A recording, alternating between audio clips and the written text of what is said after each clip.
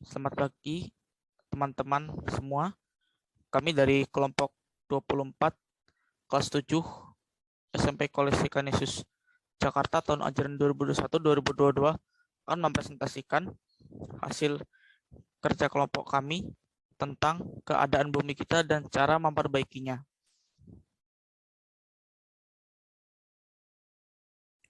Presentasi akan dimulai oleh Gregorius Andrew, maka waktu dan tempat saya persilahkan.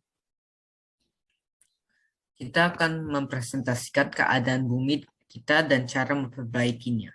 Ini merupakan proyek PTS kelompok 24. Sebelum kita memulaikan presentasi, kita akan memperkenalkan diri. Kita merupakan anggota dari kelompok 24. Nama saya Gregorius Andrew Purnomo, lalu juga ada Houston Sugiarto, Leonardo Galino Vandriano, dan Rafael Joseph Nuawea. Kita akan menjelaskan proyek kita. Proyek kita dalam bentuk PPT. This project is a collaboration of all the subjects. Our project is about the Earth's condition. We made the project out of materials that we gathered on phase 1 and some extra materials while we did the project. We did the project on 19th. We all did our part for the project. We used several applications such as Canva, Google Meet, and Zoom. We picked the only difficulties we had during making the project was picking the title and the coin flip to see which title we should choose. We solved our decorations problem by picking which one looked the best. Our audience can benefit from watching our presence and how to help it. We realize we can improve our project by having better teamwork. Kita akan membahas pertama pengantar, yaitu penjelasan singkat tentang keadaan bumi. Habis itu ada bagian 1 tentang kualitas dan cara menguranginya. Bagian kedua memiliki ragam hias yang berkaitan dengan alam. Bagian 3, band-band yang menyuarakan isu-isu tentang kondisi bumi saat ini. Akan bagian dampak pengaruh kelapa sawit terhadap kerusakan alam. Bagian 5, tradisi-tradisi Indonesia yang menjaga lingkungan alam. Bagian 6, cara olahraga dan membersihkan lingkungan. Dan akhirnya kesimpulan. Pengantar. Bumi adalah salah satu planet yang diciptakan Tuhan untuk kelangsungan hidup makhluk. Adalah makhluk hidup yang dianugerahi Tuhan untuk kekuasaan mengelola bumi beserta isinya. Manusia dikehendaki untuk digunakan dengan baik sesuai kebutuhan. Namun manusia belum menggunakan sumber daya alam dengan cara yang hadap alam. Kerusakan alam terjadinya karena manusia sendiri. Kerusakan alam juga berdampak bagi kita sendiri. Pada poin UAP atau Universal Apostolic Preference, bumi sebagai satu-satunya rumah kita. Oleh karena itu, kami mengajak teman-teman untuk melihat kembali kondisi bumi saat ini dan mengajak teman-teman untuk melakukan hal sederhana untuk bumi sebagai rumah kita bersama. Bagian 1, kualitas udara Jakarta, penyebab polusi udara di Jakarta dan cara meningkatkan kualitas udara.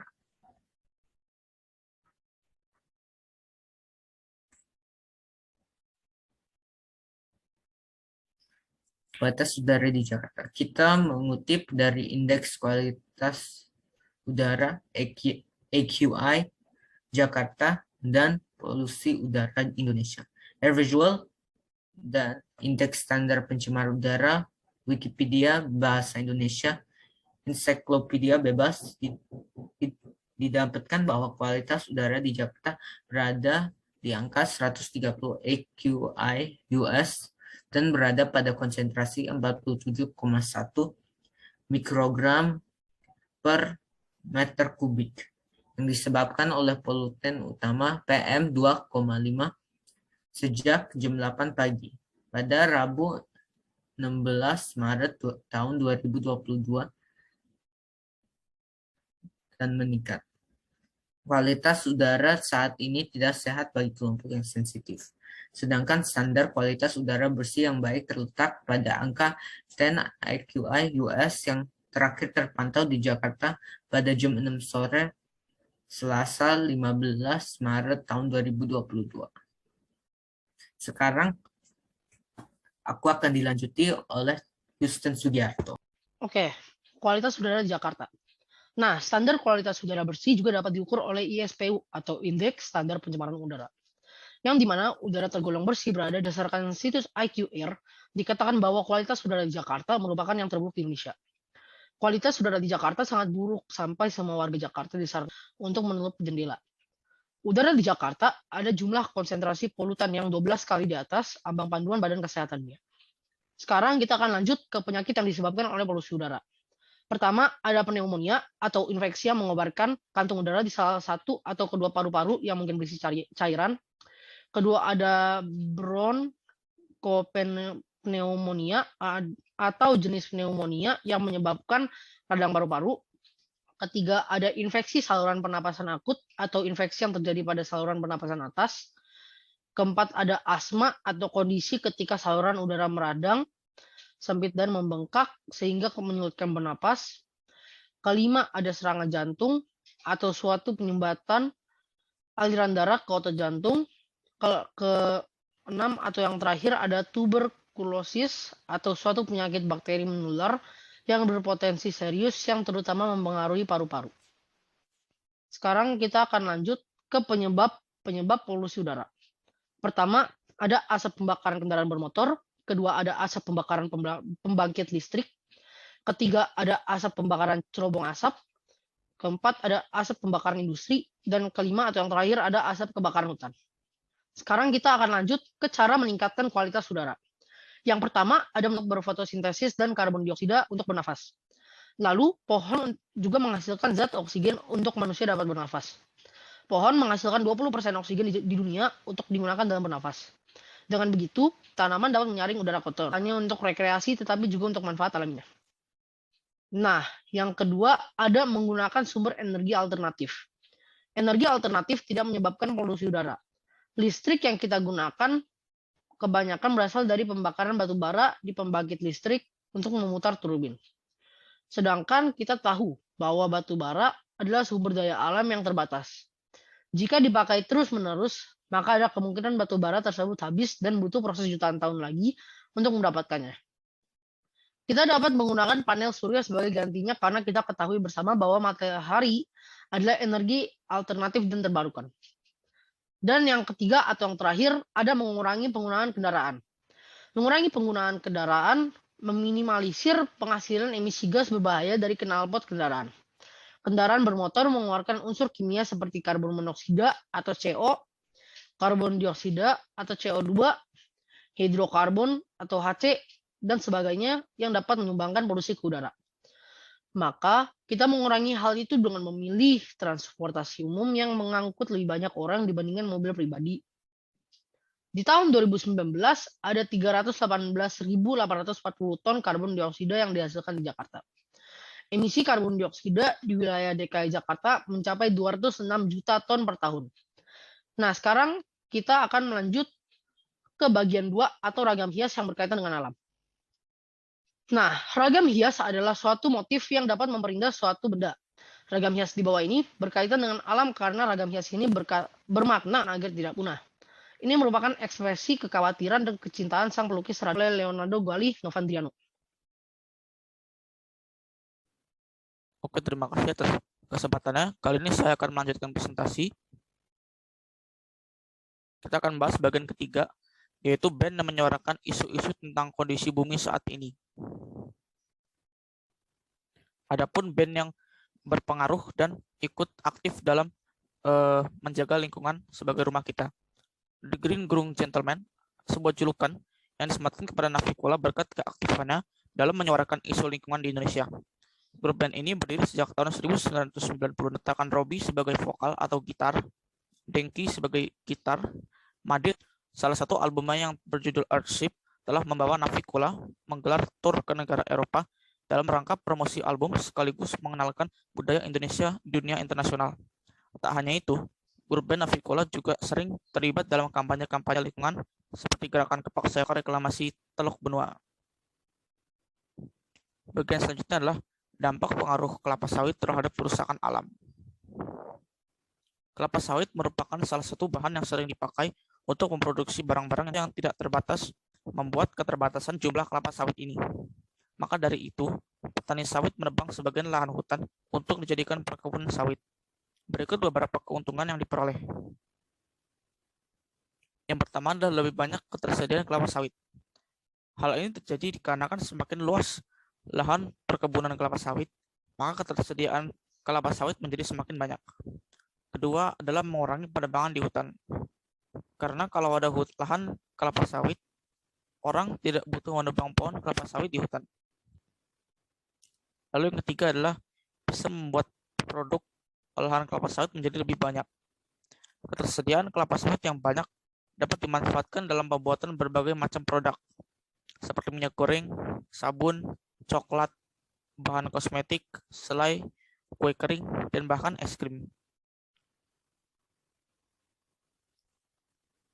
Dampak negatif proses kegiatan ekonomi kelapa sawit. Selain keuntungan yang didapat, ada pun juga dampak negatif dari pembukaan lahan kelapa sawit yang semulanya hutan, yaitu yang pertama, memperbesar kemungkinan terjadi erosi tanah. Akar serabut dari pohon kelapa sawit tidak begitu kuat untuk mengikat tanah, sehingga menjadi daerah rawan erosi. Lahan untuk biota di hutan menjadi semakin sempit. Lahan untuk biota di hutan menjadi semakin sempit dikarenakan pembukaan lahan perkebunan kelapa sawit. Akibatnya, banyak biota di hutan menjadi semakin langka. Yang ketiga adalah biota hutan terancam habitatnya. Hewan-hewan dan tumbuhan di hutan menjadi kehilangan habitatnya dikarenakan lahan yang dialihfungsikan menjadi perkebunan kelapa sawit. Selanjutnya kita akan bahas tentang tradisi-tradisi Nusantara dari daerah-daerah di Indonesia yang menjaga lingkungan alam. Tradisi yang pertama adalah Pacagoya. Pacagoya merupakan tradisi membersihkan gunung atau bukit tempat keramat yang dilakukan oleh masyarakat suku Tidore. Presentasi selanjutnya akan diteruskan oleh teman saya, Rafael Joseph. Baik, terima kasih. Tradisi kedua merupakan Mantari Bonder. Mantari Bonder merupakan tradisi konservasi air yang dilakukan oleh masyarakat di sekitar hutan Batang Toru. Tradisi yang ketiga merupakan Sasi. Sasi merupakan tradisi di mana pada jangka waktu yang tertentu untuk memanfaatkan sumber daya laut, untuk memberikannya waktu untuk memulih. Lalu kita akan berpindah ke bagian 6, yaitu contoh olahraga sambil membersihkan lingkungan. Olahraga yang pertama merupakan plogging. Plogging adalah olahraga baru yang muncul pada tahun 2016 di Swedia. Olahraga ini berisi dengan jogging yang dilakukan oleh para peserta sambil memunguti sampah yang berada di rute jogging mereka. Olahraga kedua merupakan snorkeling. Snorkeling adalah olahraga berenang dan menyelam yang bertujuan untuk memungut sampah di dasar perairan yang dapat menimbulkan bahaya bagi biota-biota air. Snorkeling sendiri adalah panjangan dari straw dan snorkeling. Olahraga ketiga merupakan green gym. Green gym adalah olahraga fitness di luar dengan melakukan latihan-latihan otot seperti membersihkan rumput-rumput liar, potong ranting-ranting, menanam pohon, ada tumbuhan, dan lain-lain. Kesimpulan. Our planet has many problems such as air pollution, global warming, water pollution, etc. However, there are many things that we can do for our planet, such as plogging, snorkeling, planting, etc. We have to use the planet's resources responsibly. We all can help the earth by doing little things. If we all can do little things together, we can help the planet in a big way. Demikian presentasi dari kelompok 24. Terima kasih atas perhatiannya.